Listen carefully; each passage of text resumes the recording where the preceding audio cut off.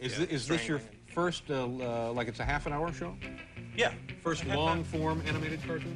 Yeah. Oh, good. And then it goes on regularly in January. Good for you. Oh, it'll be a series then. A series. That's great. We'll be right back, folks. The Simpsons is now the longest-running American sitcom, the longest-running American animated program, and also surpassed Gunsmoke as the longest-running American primetime scripted television series.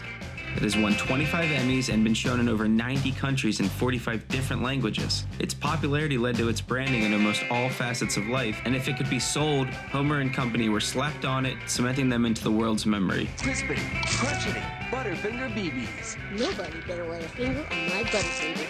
The Simpsons' popularity reshaped mainstream animation and brought it back to the forefront of primetime television, in turn, forever changing popular culture. What started as a pitch to adapt Matt Groening's Life in Hell comic into a short cartoon to be played in the breaks of The Tracy Ullman Show eventually grew into a new idea and brought animation out of what some called a dark age, creating not only one of the world's most favorite cartoon families of all time, but one of their favorite television series as well. I've done 7 interpretations of the Mr. Plow theme song, the blues version, the psychedelic version, the punk rock version. This is a really embarrassing old school hip hop version of Mr. Plow. Unlike many sitcoms of the 50s and 60s like Leave It to Beaver, Groening felt that these were not realistic representations of families like his own and his friend. The sitcoms that I grew up with presented a sort of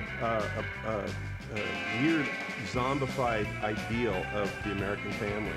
And it didn't relate to anyone I knew in reality. Although he did make the show for families to relate to, he also wanted to show that cartoons were not just for kids, but adults could enjoy them as well. To alcohol, the cause of and solution to all of life's problems. Animation also gave him a chance to explore sometimes hard to talk about topics of becoming an adult. So you left her right from the start. Absolutely. And why no pictures? Oh, there are pictures. I keep them where I need the most cheering up.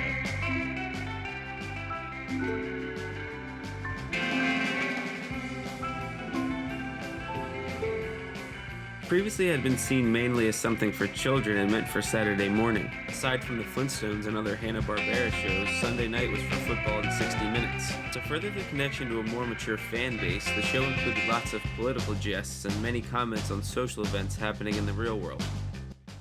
If I touch it, will it heal my baldness?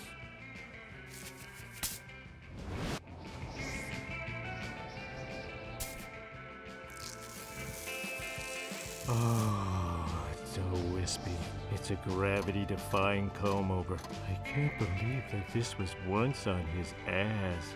It's as blonde as a golden marmoset, yet also gray as a long-dead donkey. I'm so jealous of all those booby women he's married. If he paid less than $1 million for it, it's a steal.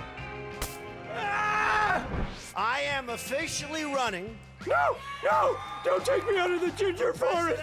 The shift in tone, topic, and style would be felt in the industry to this day, opening TV spots for more controversial content like Beavis and Butthead, South Park, and pretty much anything today on Adult Swim. The off-kilter humor oftentimes offended many conservative viewers.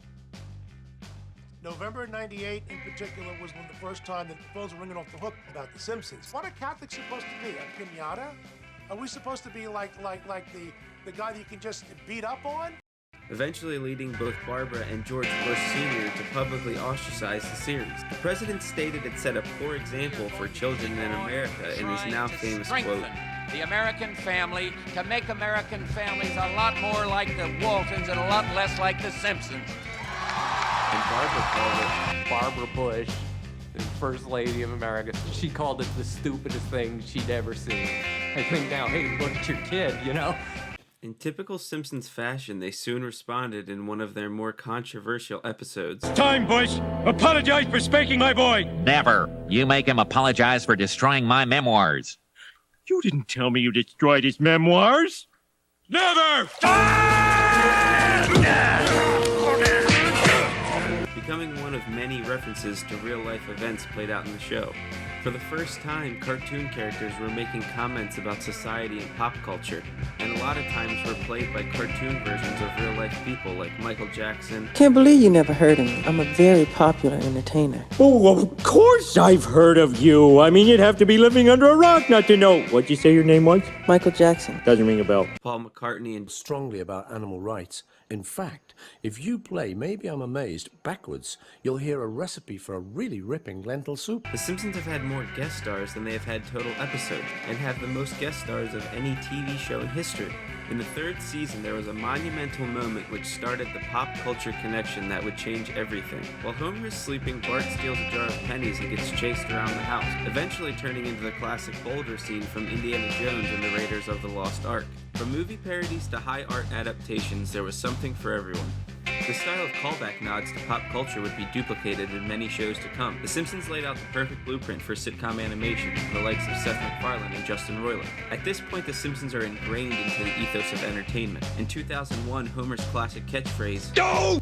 was officially entered into the Oxford Dictionary. In 1998, Time magazine named Bart Simpson one of the most influential people of the century.